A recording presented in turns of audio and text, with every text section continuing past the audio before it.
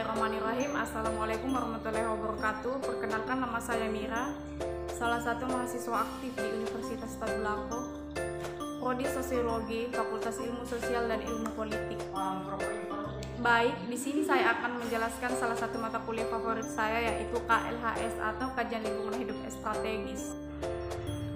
Nah, kajian lingkungan hidup strategis yang selanjutnya disingkat KLHS adalah rangkaian analisis yang sistematis, menyeluruh dan partisipatif untuk memastikan bahwa prinsip pembangunan berkelanjutan telah menjadi dasar dan terintegrasi dalam pembangunan suatu wilayah atau kebijakan, rencana dan atau program.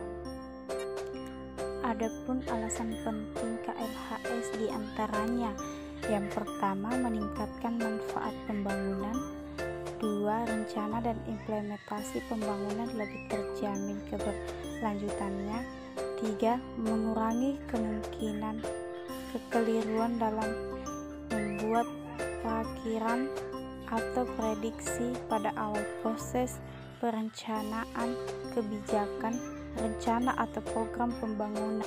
Keempat, dampak negatif lingkungan di tingkat proyek pembangunan semakin efektif diatasi atau dicegah karena pertimbangan lingkungan telah dikaji sejak tahap formulasi kebijakan, rencana atau program pembangunan. Mengapa diperlukan kajian lingkungan hidup strategis? Karena kajian lingkungan hidup strategis adalah kajian yang harus dilakukan pemerintah daerah sebelum memberikan izin pengelolaan lahan maupun hutan. Adapun payung hukum pelaksanaan KLH, yang menjadi payung hukum pelaksanaan KLHS adalah Undang-Undang Nomor 32 Tahun 2009 tentang Perlindungan dan Pengelolaan Lingkungan Hidup. Pasal 15 khususnya mewajibkan pelaksanaan KLHS.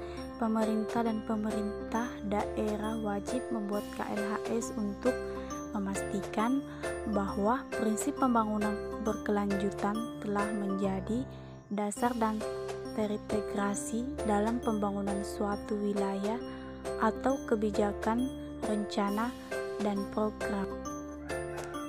Adapun KLHS membuat kajian seperti disebutkan dalam pasal 16 Undang-Undang 32/2009. Dokumen KLHS ditunjukkan untuk membuat kajian antara lain: A. Kapasitas daya dukung dan daya tampung lingkungan hidup untuk pembangunan; B. Perkiraan mengenai dampak dan resiko lingkungan hidup; C. Kinerja layanan atau jasa ekosistem; D. Efisiensi pemanfaatan sumber daya alam; E.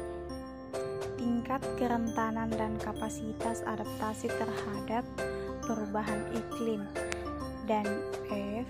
Tingkat ketahanan dan potensi keanekaragaman hayati. Baik, itulah tadi penjelasan singkat dari KLHS. Kurang dan lebihnya mohon dimaafkan. Terima kasih. Bye-bye.